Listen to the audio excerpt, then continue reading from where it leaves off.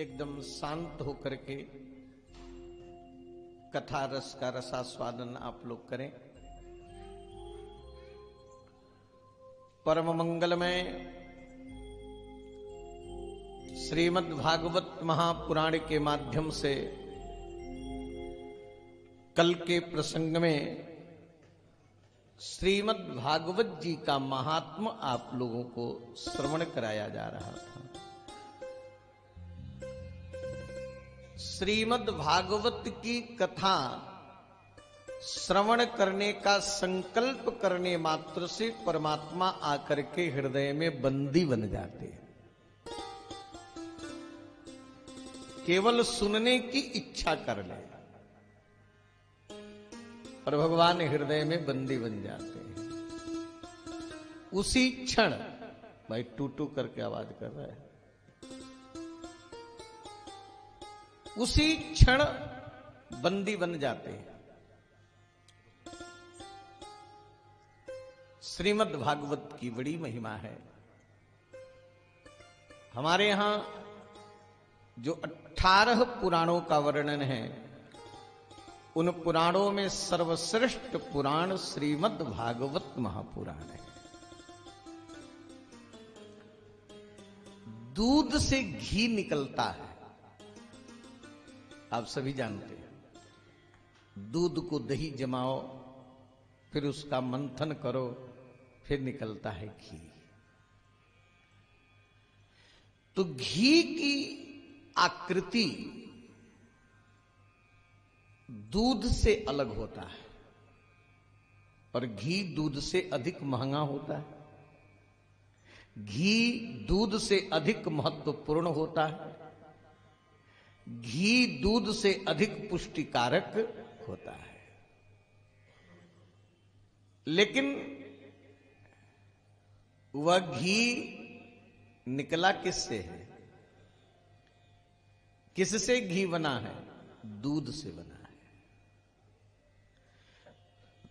दूध से निकला हुआ घी दूध से अधिक महत्वशाली, पुष्टिकारी है ना, और अधिक कीमत वाला होता है। इसी प्रकार जितने भी शास्त्र हैं, जितने भी पुराण हैं, जितने भी उपनिषद हैं, सभी दूध है और घी श्रीमद् भागवत की कथा है।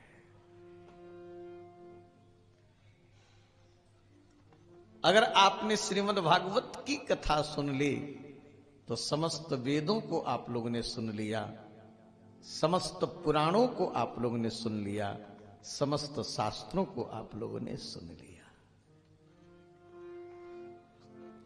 आम का वृक्ष जो है, आम के वृक्ष का पका हुआ जो आम का फल है, उस फल का स्वाद कितना सुंदर, कितना मीठा, उसको रसाल कहा गया है। लेकिन उस आम के फल में जो रस आया है, वो रस कहां से आया है? उसी वृक्ष से तो आया है ना। लेकिन पके हुए आम के फल का स्वाद यदि आम के वृक्ष की डाली को आप चूसोगे, यदि उसके जड़ को चूसोगे, उसके पत्तों को चूसोगे, तो पके हुए आम के फल का स्वाद नहीं मिलेगा। लेकिन पका हुआ आम का फल उसी वृक्ष का ही है। इसी प्रकार जितने भी वेद, शास्त्र, पुराण हैं, सब आम के वृक्ष हैं और आम का पका हुआ फल श्रीमद् भागवत की कथा है। और फल का पारखी जितना बढ़िया तोता होता है, कोई नहीं होता। तोता उसी फल में चोंच मारता है जो फल मीठा होता है ना। वैसे ही श्रीमद् भागवत की कथा रस ही रस की है, रस के अतिरिक्त कुछ नहीं है।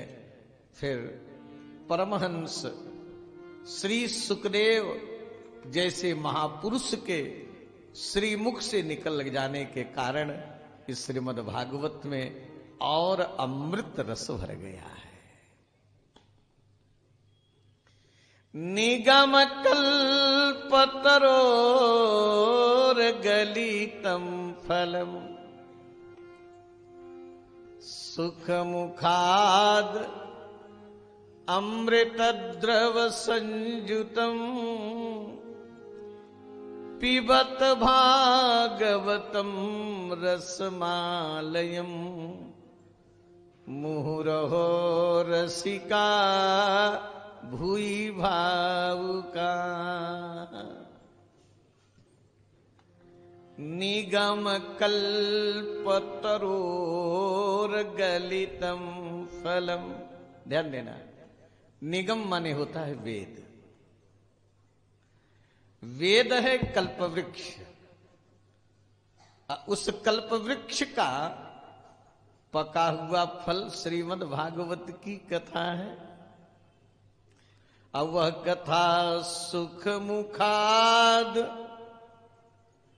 सुखदेव के मुख से निकलने के कारण अमृत द्रव संयुतम, उसमें विशेष अमृत रस भर गया। अमृत रस से ओतप्रोत है।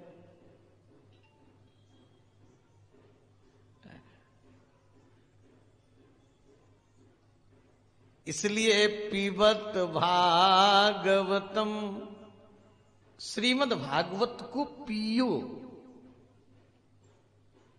क्या करो? पियो। पिया किससे जाता है? मुख से। लेकिन कथा का रस ऐसा है कि मुख से नहीं पिया जाता है, कान से पिया जाता है। रसमालय, ये रस का घर है। ये रस ही रस का बना है। और रसमालयम का एक अर्थ हुआ, रसमा माने होता है सरस्वती। श्रीमद् भागवत की कथा वह है कि जिसमें सरस्वती जी भी लय हो जाए, है ना, सरस्वती जी की भी बुद्धि चकरा जाए। इसलिए रसमालयम। और ये रस का घर है। आलयम, जब तक जियो तब तक पियो। इसलिए मुंह रहो बार बार, है ना। एक बार कथा से तृप्त हो जाए वो रसिक नहीं है। रसिक तो वह है कि जितनी बार कथा सुनो उतना ही उसमें रस आवे।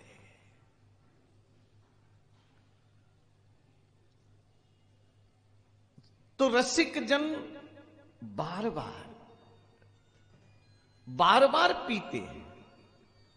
मुंह रहो रसिका भूई भावुका। भावुक जन, रसिक जन बार पीते हैं। और भगवान की कथा से तृप्त हो गया वो रसिक नहीं। राम कथा जे सुनत अघाही। राम कथा जे सुनते अघाही। राम कथा जे सुनते अघाही। राम कथा जे सुनते अघाही। राम कथा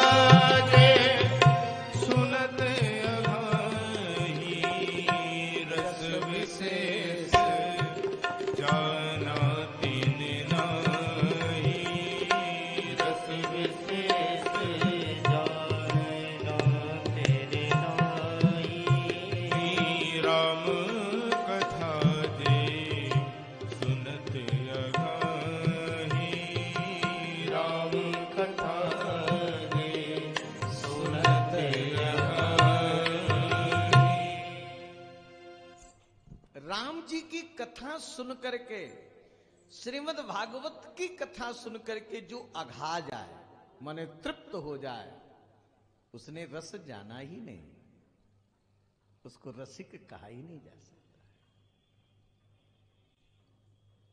कथा के रसिक हैं श्री हनुमान जी महाराज, कथा के रसिक हैं सनकादिक,